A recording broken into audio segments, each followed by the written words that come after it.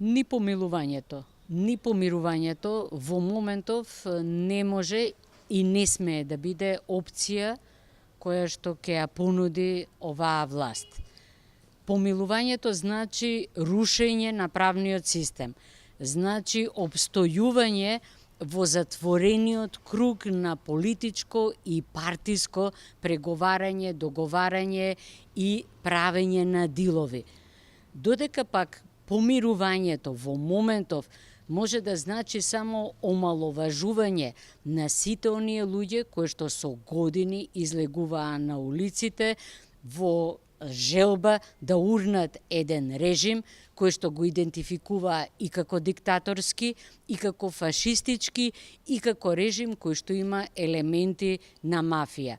Значи, во моментов се потребни многу цврсти вредностни параметри кои што ќе овозможат градење на темелите на правната држава и на демократијата, а не нудење на меки христијански повици за заедништво, за гушкање, за пружање раце и слично.